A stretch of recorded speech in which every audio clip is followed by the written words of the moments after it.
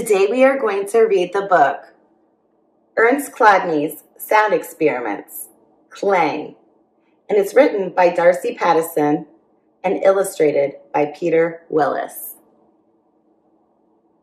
And you can see right here it says, Moments in Science. Look at his hat. Do you know who that is? You recognize anybody?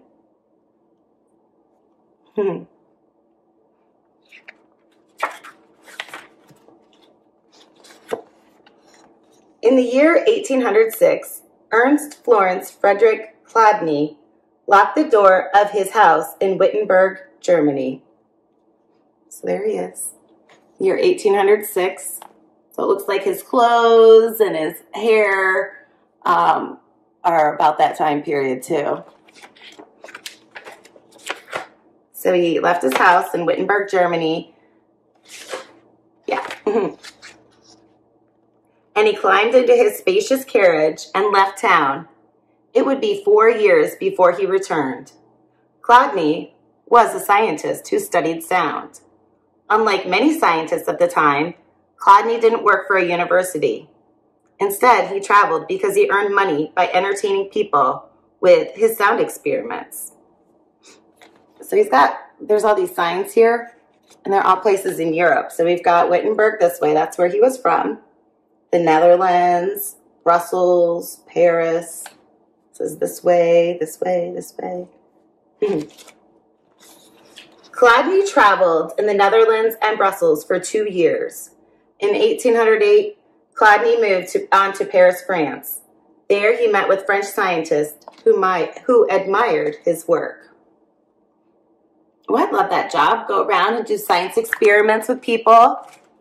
It's kind of like COSI on wheels, right? You've ever had that at your school? The French scientists especially liked his 1802 book, Die Akustik, or The Acoustics. The book explained the science of sound and sound waves. However, the book was written in Chladni's native German language. French scientists encouraged Chladni to translate the book into French. He's happy. I always think that's interesting when books are published in lots of different languages.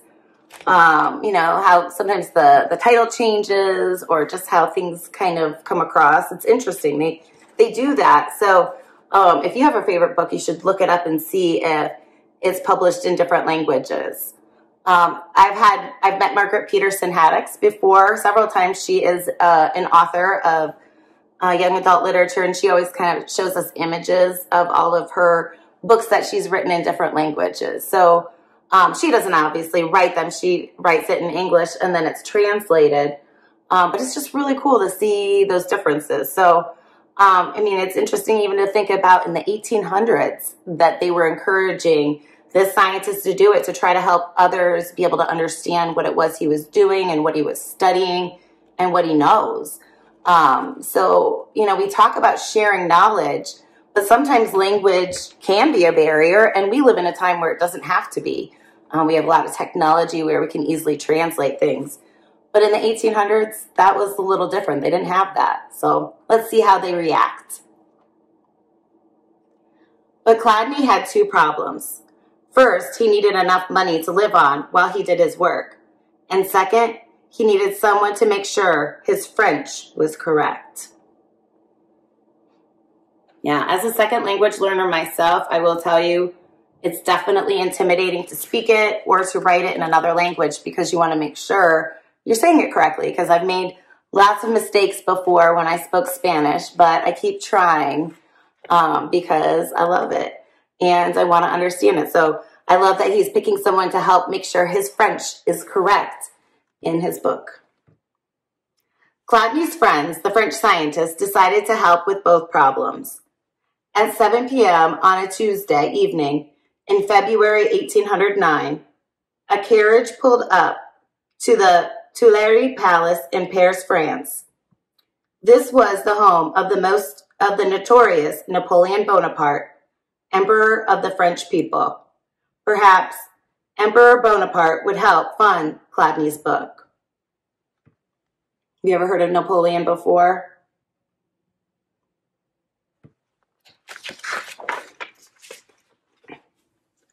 When Chladni entered, Napoleon welcomed him. He introduced Chladni to his wife, his mother, his uncle, and his assistant. I don't see it there. Not in this picture. That's Napoleon. But he is right here on the cover. He was known for wearing that big hat. So whenever you see like images of him or people do reenactments of him, they always had that big hat. Quickly, Chladni set up his equipment. First, he entertained them by playing the Clavic Cylinder, a musical instrument that he had invented. It looks something like a piano, but pianos create sound by hitting wires at different lengths. Instead, the Clavic Cylinder made sound by rotating a glass cylinder. When you pushed a key on a keyboard, a bar moved forward to touch the cylinder. The bar vibrated and made a sound. Chladni played some musical pieces on the Clavic Cylinder. It pleased everyone. He invented an instrument. That's super cool. So it works kind of like a piano, but not quite. So similar, just similar. Napoleon asked if he could play the Clavic Cylinder. Chladni agreed, but suggested that it should be played softly because of the glass cylinder. Instead, Napoleon banged the keyboard. Fortunately, the Clavic Cylinder, Clavic Cylinder didn't break. Clang! So it's got like a cylinder in the middle there. There, that's the image from the cover. He played this too hard, even though he told him to play it softly. So there it is from the cover. Didn't break though. Napoleon whispered to one of the French scientists, "Could I see inside of the Clavic Cylinder?" Chladni overheard the emperor's question. He answered, "The instrument is still a secret." There's a big hat with the N for Napoleon. So he's saying, this guy's in charge. He's the emperor, and he wants to see inside. And he's like, sorry, it's a secret.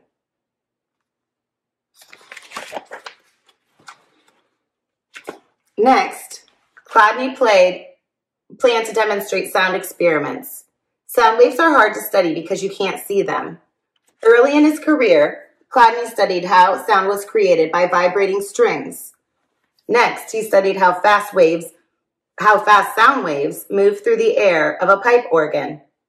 His most famous experiments, though, were how sound traveled through solids, such as metal or glass. So the guitar, it's that sound with the vibrating strings. A pipe organ is vibrating the columns of air. I love how happy he looks.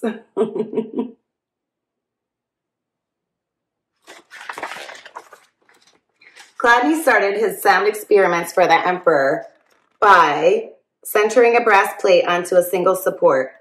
Sand was sprinkled over the plate surface. He used a violin bow to stroke the side of the brass plate.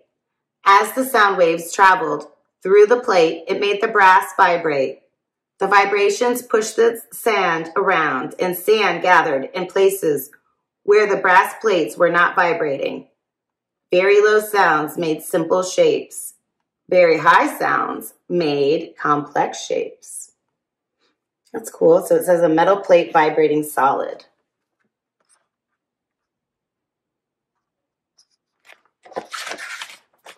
The audience was fascinated by the sound waves figures in the sand. Napoleon knew that mathematics can explain science. He asked Chladni to explain the mathematics of how sound waves travel through solids. While Chladni understood some of it, he didn't have the full mathematical explanations. Okay, so here are his sound wave figures made by sand. You see those there?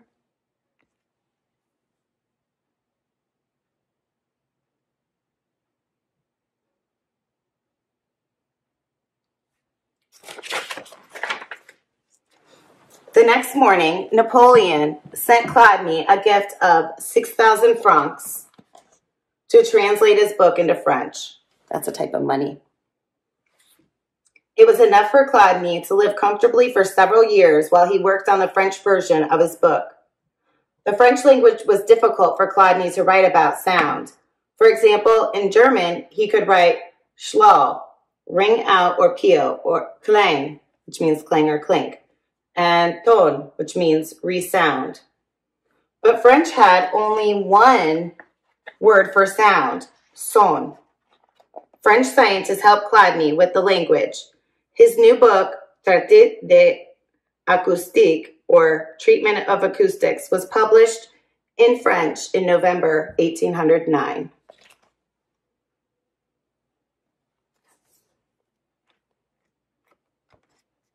So that's interesting. He had trouble translating it because he didn't know all the words that he was using, or maybe they didn't have them, so he had to learn how to describe it, which is hard when you're doing something in a new language.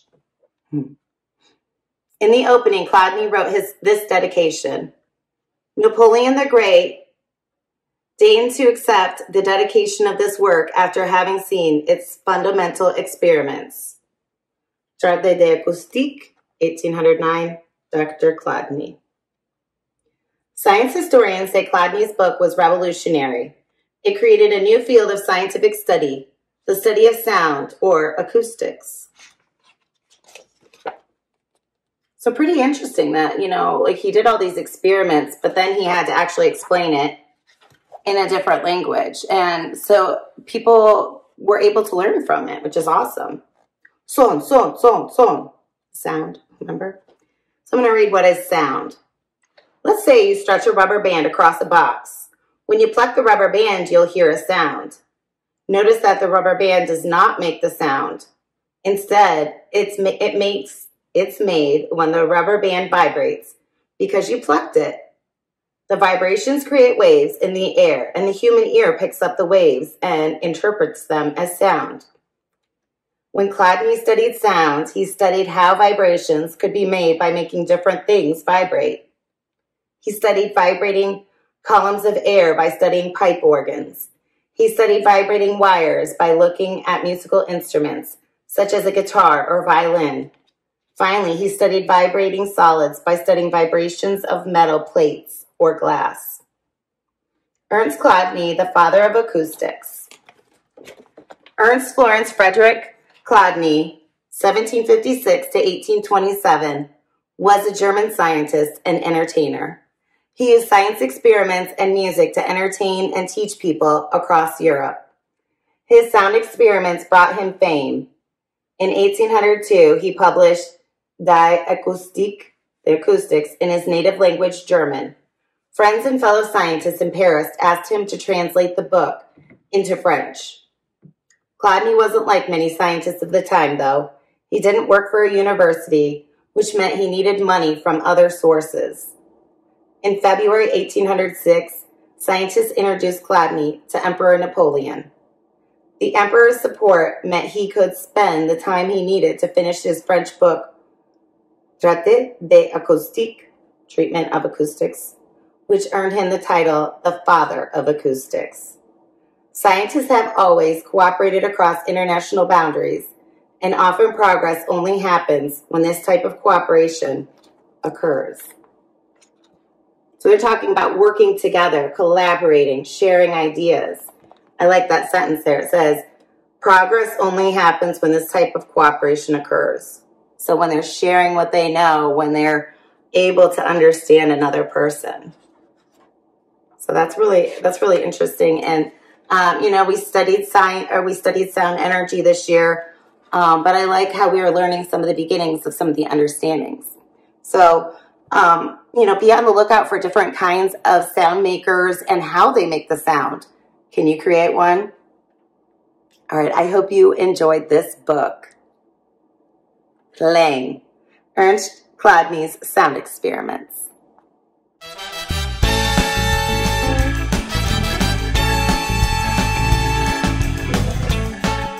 All right, that's it for me. Take care. Peace.